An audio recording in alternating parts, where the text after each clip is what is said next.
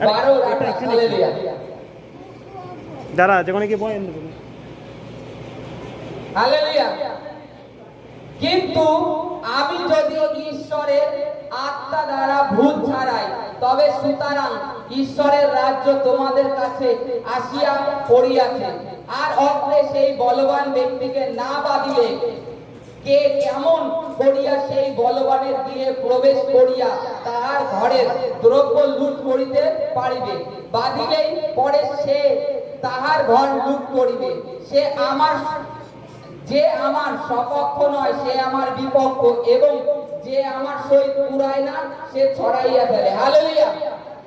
এখানে প্রভু যীশু খ্রিস্ট বলছে যে কিন্তু আমি যদি ঈশ্বরের আত্মা দ্বারা ভূত ছাড়াই, তবে সুতরাং ঈশ্বরের রাজ্য তোমাদের কাছে এসে গেছে। তা আজকে যদি আমরা দেখি, আজকে যে আমাদের দ্বারা যদি উদাহরণ দিই, দুষ্ট আত্মা ছাড়াতে যান যে কোনো স্থানে, তা আজকে কার দ্বারা ছাড়াচ্ছে? সে ঈশ্বরের আত্মা দ্বারা। কারণ ঈশ্বরের রাজ্য আমাদের কাছে এসে গেছে। প্রভু যীশু খ্রিস্ট যখন এই পৃথিবীতে ছিলেন তখনই তিনি বলেছেন, আমি যদি ঈশ্বরের আত্মা দ্বারা ভূত ছাড়িয়ে থাকি, সুতরাং ঈশ্বরের রাজ্য তোমাদের নিকট এসে গেছে। তা অলরেডি ঈশ্বরের রাজ্য আমাদের কাছে এসে গেছে। আর দ্বিতীয় বলছে এখানে যে আর অগ্নি সেই বলবান ব্যক্তিকে না বাঁধিলে কেহ কেমন করিয়া সেই বলবানের গৃহে প্রবেশ করিয়া তাহার ঘরে দ্রব্য লুট করিবে। হালেলুয়া। এই জায়গাটাই মানে বোঝার বেশি। এখানে বুঝতে হবে যে কি বলতে চাচ্ছে। এখানে আজকে আমাদের জীবনে দুষ্ট আত্মা কখন কাজ করে, আমরা তাকে বাধার সুযোগ দিই। কেমন সুযোগ দিই? আমাদের কর্ম দ্বারা, কিংবা আমাদের কাজকর্মের মাধ্যমে, আমাদের মুখের বাক্যের মাধ্যমে আমরা দুষ্ট আত্মাকে সুযোগ দিয়ে দিই। নেগেটিভ কথা বলে দিই, দুষ্ট আত্মার কথা বলে দিই, এই মাধ্যমে কাজ করে, কিংবা আমাদের কর্মের মাধ্যমে কাজ করে।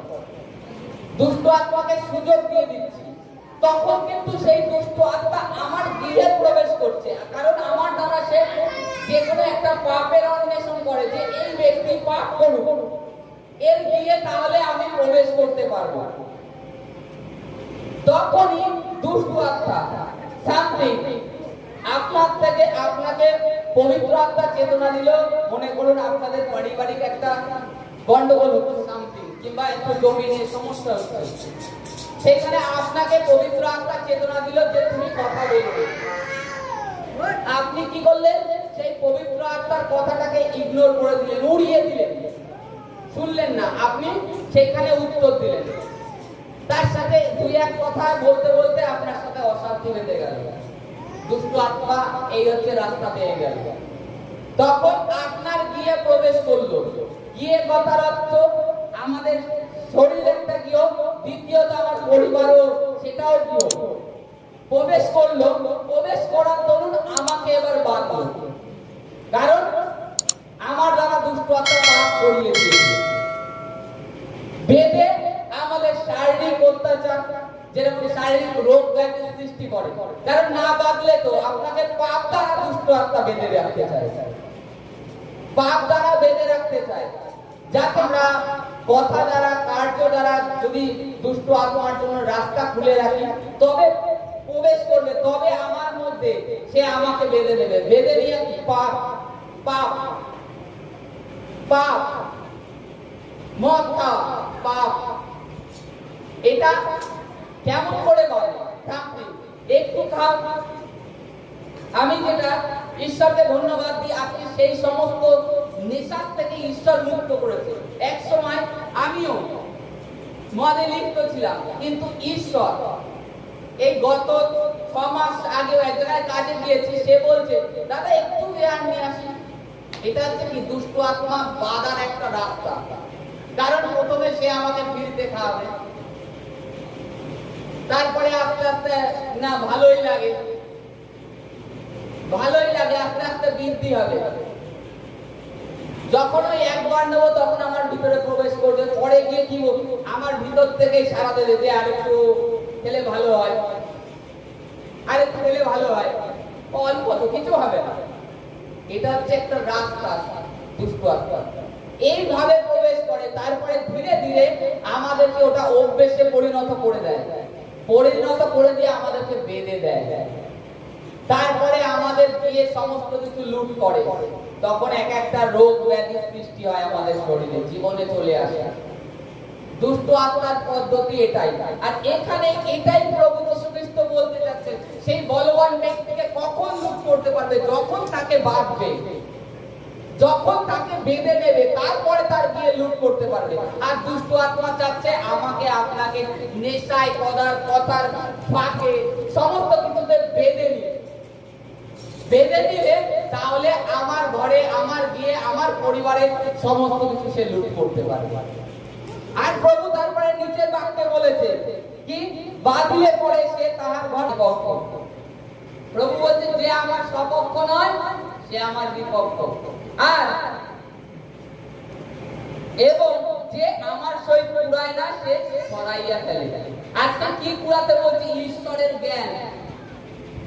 আমরা যদি ঈশ্বরের বাক্য অর্জন না করি, আজকে জাগতিক ধার্মিকতা যদি দেখাই, লাভ নেই, ওটা হারিয়ে যাবে, ছড়িয়ে ফেলবো আমরা। তা প্রভুর সহিত আমাদেরকে কুড়াতে হবে, তবেই বলছে কুড়াইয়া, সে সরাইয়া ফেলে। যে আমার সহিত কুড়ায় না সে সরাইয়া ফেলে। আজকে যদি আমরা ঈশ্বরের সঙ্গে, প্রভু যিশুর সঙ্গে থেকে কুড়াই, পবিত্র আত্মার সঙ্গে, তবে আমাদের থেকে সেটা হারিয়ে যাবে না, ছড়িয়ে ফেলবো না। কারণ স্বয়ং পবিত্র আত্মা তিনি আমাদেরকে সাহায্য করে ঈশ্বরের বাক্য জানতে। এই কারণে বলা হয় প্রত্যেককে তোমরা নিয়ত প্রার্থনায় থাকো, ঈশ্বরের বাক্যে থাকো। আর বাইবেলে লেখা আছে তোমরা খ্রিস্ট যিশুতে তার পবিত্র আত্মাতে পরিপূর্ণ হও। পবিত্র আত্মাতে আমাদেরকে পরিপূর্ণ হতে হবে। প্রভু যিশু এসে করে দেবেন না, তিনি বলেছেন তোমরা হও, হতে থাকো, তখনই তোমাদের ভিতরের হৃদয়ের বাক্য পরিপূর্ণ হবে। তখন দুষ্ট আত্মা আসলেই তোমার ভিতরে আসার আগে তোমাকে সিগন্যাল দিয়ে দেবে। দুষ্ট আত্মা আসার আগে পবিত্র আত্মা বলে দেবে এটা করো না, এটা করো না, এই রাস্তায় যেও না। তবে আপনি দুষ্ট আত্মার থেকে মুক্ত থাকবেন।